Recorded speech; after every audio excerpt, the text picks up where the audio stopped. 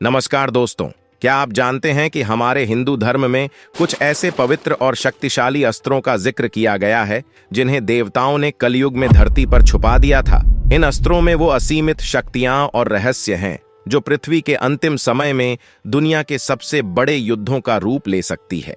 आज हम आपको बताएंगे उन 5 शक्तिशाली अस्त्रों के बारे में जो देवताओं ने अपनी शक्तियों को सुरक्षित रखने के लिए छुपा दिए थे। इन अस्त्रों में वो ऊर्जा छिपी हुई है जो मानवता के लिए बेहद महत्वपूर्ण हो सकती है।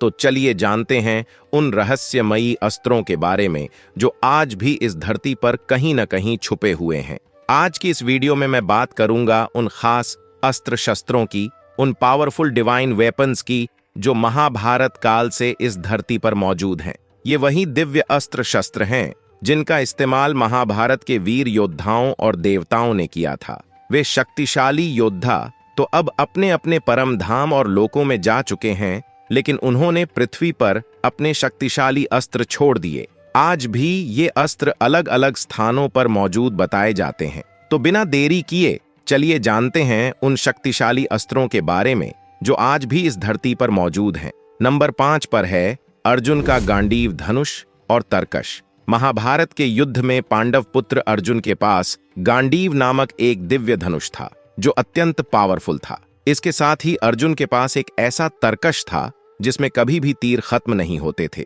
अब जैसा कि हम सब जानते हैं, महर्षि दधीचि की हड्डियों से बने 3 धनुषों में से एक था गांडीव धनुष।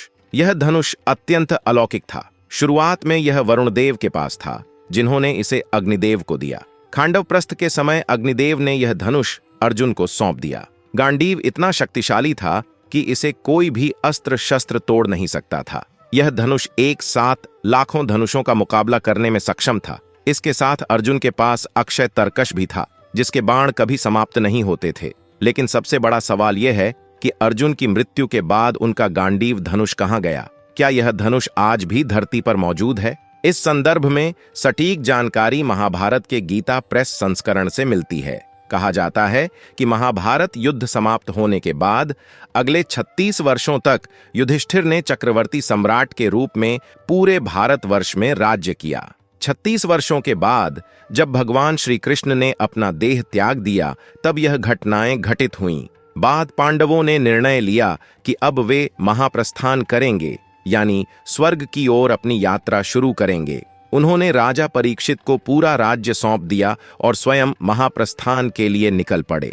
कहा जाता है कि महाप्रस्थान के समय सभी पांडवों ने अपने अस्त्र शस्त्र त्याग दिए थे, लेकिन अर्जुन इसके अपवाद थे। अर्जुन ने अपने गांडीव धनुष को अपने सीने से लगाए रखा और उससे अलग नहीं हुए।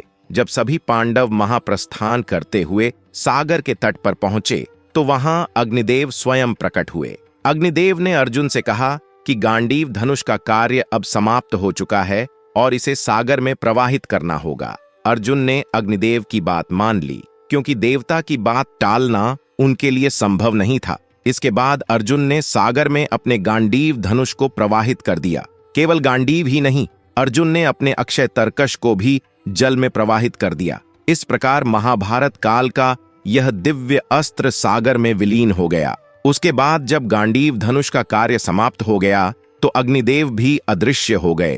पांडव आगे बढ़ गए, लेकिन गांडीव धनुष का कहीं और उल्लेख नहीं मिलता। हालांकि शास्त्रों में यह वर्णित है कि शक्तिशाली अस्त्र शस्त्र सदैव अपने देवताओं के पास लौट जाते हैं। ऐसे में यह माना जा सकता है कि गांडीव धनुष भी वरुण देवता के पास वापस चला गया होगा, जो इसके पहले स्वामी थे। वहीं कुछ बुद्धिजीवी यह मानते हैं कि अर्जुन ने अपने स्वर्गारोहण से पहले उत्तराखंड के चंपावत जिले के एक प्राचीन बयान मंदिर में गांडीव धनुष को रखा था। कहा जाता है कि वह धनुष आज भी वहां मौजूद है, लेकिन इसकी सटीक जानकारी किसी के पास नहीं है। हालांकि अन्य लोग यह कहते हैं कि अर्जुन ने गांडीव धनुष को समुद्र में प्रवाहित किया था। इस तरह गांडीव धनुष के अंतिम स्थान को लेकर अलग अलग धारणाएं बनी हुई हैं। तो यह माना जाता है कि गांडीव धनुष ऐसी किसी स्थान पर जाकर छुप गया या रुक गया है जो वक्त आने पर, यानी कलयुग के अंत में, एक दिव्य हथियार के रूप में प्रकट होकर स्वयं कल के अवतार को प्राप्त होगा। इस पर आपकी क्या राय है? कमेंट बॉक्स में अवश्य बताएं। अब बात करते हैं नंबर 4 पर कर्ण के कवच और कुंडल की। सूर्यपुत्र कर्ण को जन्म से ही सूर्यदेव का आशीर्वाद स्वरूप एक दिव्य कवच प्राप्त हुआ था। यह कवच उनके शरीर से इस तरह जुड़ा हुआ था कि यदि कोई कर्ण पर हमला करने की कोशिश करता तो यह कवच सक्रिय होकर उनकी प्राणों की रक्षा करता। इसके साथ ही कर्ण के पास दिव्य कुंडल भी थे जो उन्हें युवा और स्फूर्तिवान योद्धा बनाए रखते थे।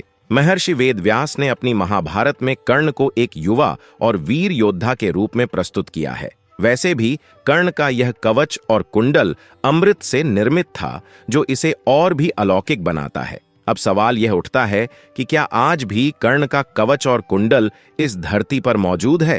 कहते हैं रहस्य कितना भी छुपा हो वह सच बनकर सबके सामने आ ही जाता है।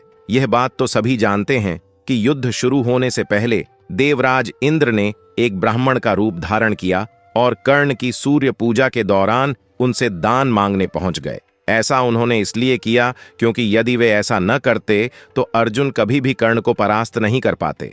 कर्ण ने भी बिना किसी हिचकिचाहट के हंसते हंसते अपने कवच और कुंडल दान में दे दिए। इसके बाद इंद्रदेव वह कवच और कुंडल लेकर अपने रथ से स्वर्ग की ओर प्रस्थान करने लगे। कहा जाता है कि जब वे स्वर्ग की ओर जा रहे थे तभी वहां एक आकाशवाणी हुई। उस आकाशवाणी में इंद्रदेव को यह कहा गया कि उन्होंने बहुत बड़ा पाप किया है और इस कारण वे स्वर्ग में प्रवेश नहीं कर सकते जब तक कि उनके पास वह कवच और कुंडल रहेंगे। ऐसी स्थिति में इंद्रदेव ने कवच और कुंडल को ओम पर्वत की तलहटी में छुपा दिया, लेकिन बाद में चंद्रदेव ने उन्हें चुराने का प्रयास किया। इसके बाद इंद्रदेव ने सूर्यदेव की सहायता से कवच और कुंडल को वापस प्राप्त किया और उन्हें कोरनाक में स्थित सूर्य मंदिर के अंदर छुपा दिया। यह भी कहा जाता है कि ये दिव्य कवच और कुंडल आज भी वहीं सुरक्षित हैं। कहा जाता है कि सूर्य मंदिर की तलहटी में यानी मंदिर के नीचे एक विशाल गुफा मौजूद है। इस गुफा में कर्ण के कवच और कुंडल आज भी सुरक्षित रखे गए हैं। मान्यता यह भी है कि आने वाले कलयुग के अंत में भगवान विष्णु के 10वें अवतार यानी कल की अवतार इस कवच और कुंडल को धारण करेंगे और इन्हें अपनी दिव्य शक्तियों का हिस्सा बनाएंगे। अब बात करते हैं नंबर 3 पर मौजूद समतक मणि की। जैसा कि इसके नाम से ही पता चलता है यह मणि समय से भी परे है। इस मणि का उपयोग कर कोई भी व्यक्ति समय में कहीं भी विचरण कर सकता है। यह मणि इतनी शक्तिशाली थी कि इसके उपयोग से कोई भी असंभव कार्य को संभव कर सकता था। कहा जाता है कि भगवान श्री कृष्ण के पास यह मणि थी। जब यह स्वयं भगवान श्री कृष्ण के पास थी तो सोचिए यह कितनी शक्तिशाली होगी। श्री कृष्ण ने इसे अपने पास इसलिए रखा क्योंकि यह मणि कई दिव्य शक्तियों से संपन्न थी। हालांकि इस मणि के साथ साथ कई श्राप भी जुड़े हुए थे जो इसके उपयोगकर्ता को संभल कर और जिम्मेदारी से इसका उपयोग करने के लिए बाध्य करते थे।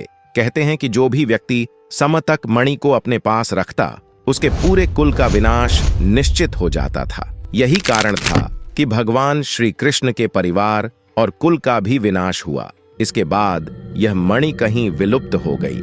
पुराणों में इसका वर्णन मिलता है कि जब भी यह मणि किसी के पास रही वह व्यक्ति एक महान और प्रतापी राजा बना, लेकिन अंततः उसके कुल का नाश भी हुआ।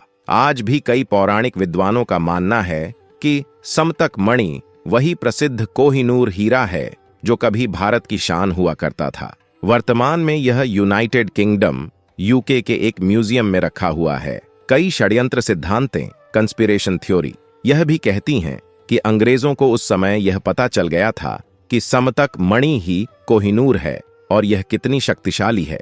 ऐसा भी कहा जाता है कि इसके अंदर ऊर्जा का कोई ऐसा अद्भुत भंडार था जिसे उस समय अंग्रेज वैज्ञानिक रूप से प्रमाणित कर पाए थे। यही कारण है कि उन्होंने इसे भारत से छीन लिया और अपने साथ ले गए। कहते हैं कि अंग्रेजों ने समतक मणि को पहचान कर उसे अपने पास रख लिया और जो दुनिया को कोहिनूर हीरे के रूप में दिखाया जाता है वह नकली हो सकता है।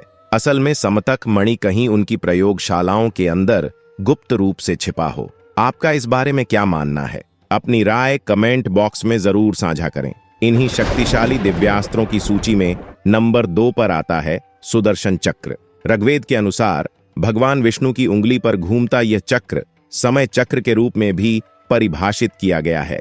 भगवान विष्णु ने इस चक्र का उपयोग समय समय पर असुरों का नाश करने के लिए किया। सुदर्शन चक्र के बारे में यह भी माना जाता है कि यह एक अचूक दिव्यास्त्र है।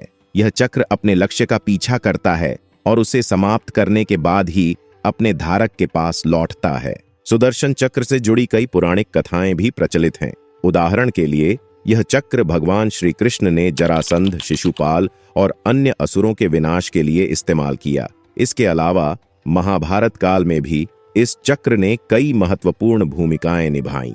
कहा जाता है कि सुदर्शन चक्र भगवान विष्णु के पास हमेशा रहता है और कलियुग के अंत में यह चक्र एक बार फिर अपने संहारक स्वरूप में प्रकट होगा। जैसे कि सुदर्शन चक्र का उपयोग भगवान शिव की पत्नी माता सती के शव के 51 टुकड़े करने के लिए हुआ था, जिनसे बाद में 51 शक्तिपीठ बन गए। महाभारत में शिशुपाल का सिर काटने का कार्य भी सुदर्शन चक्र से ही किया गया था। समुद्र मंथन के दौरान राहु का सिर काटना और मंदार पर्वत को काटना भी सुदर्शन चक्र से ही किया गया था।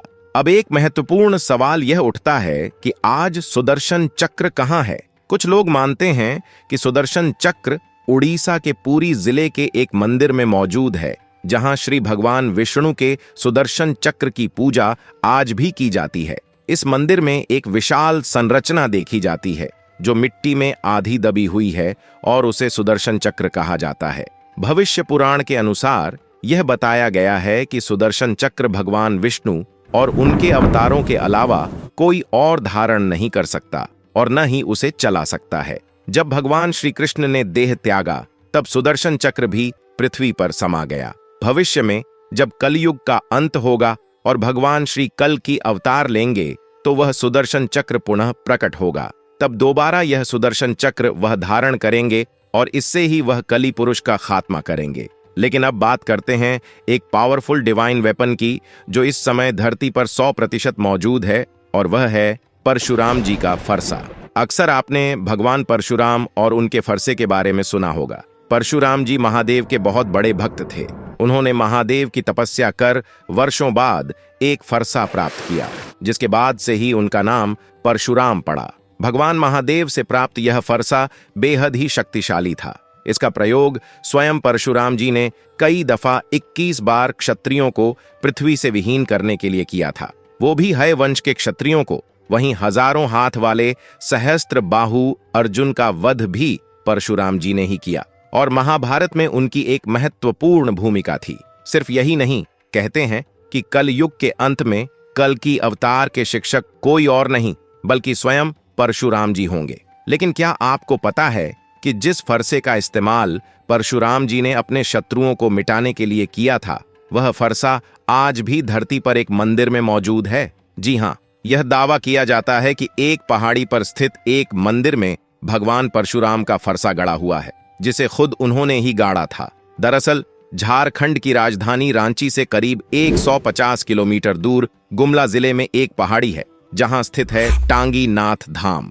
ध्यान से सुनिए दोस्तों, टांगी नाथ धाम, और इसी धाम में एक मंदिर है जिसमें भगवान परशुराम जी का फरसा मौजूद है। वैसे तो यह फरसा खुले आसमान के नीचे दिखता है, लेकिन आज तक इसमें कोई भी जंग नहीं लगा।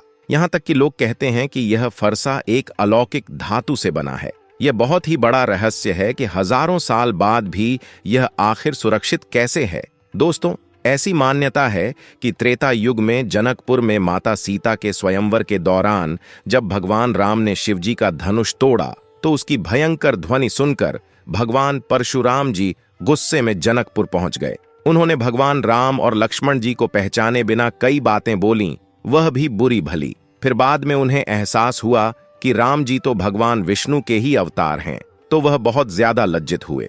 अपने किए हुए इस कर्म को पश्चाताप करने के लिए उन्होंने घने जंगलों के बीच एक पहाड़ पर जाना बेहतर समझा, और वहीं पर उन्होंने उस फरसे को गाड़ दिया और तपस्या में लीन हो गए। उसी जगह को आज टांगीनाथ धाम के नाम से जाना जाता है। लेकिन बात अभी यहाँ खत्म नहीं होती। परशुराम जी का फरसा वापस अपनी शक्तियां तब हासिल करेगा जब कलयुग अपने अंतिम चरण में होगा, और उसी समय भगवान कल्कि अपना जन्म ले चुके होंगे और उनके शिक्षा दीक्षा का कार्य परशुराम जी के हाथों में होगा। तब वापस परशुराम जी अपने इस फरसे को हासिल कर पाएंगे। तो दोस्तों, यही थे महाभारत काल के या यूं कह लीजिए कि हमारे हिंदू धर्म के वो पावरफुल 5 डिवाइन वेपन्स जो आज भी इस धरती पर मौजूद हैं। आपका क्या मानना है इस विषय में? कमेंट बॉक्स में मुझे अवश्य लिखिए। अगर आपको यह वीडियो अच्छी लगी है तो इस वीडियो को लाइक कीजिए, हमारे चैनल को सब्सक्राइब कीजिए और ज्यादा से ज्यादा शेयर भी कीजिए। आप सभी का बहुत बहुत धन्यवाद।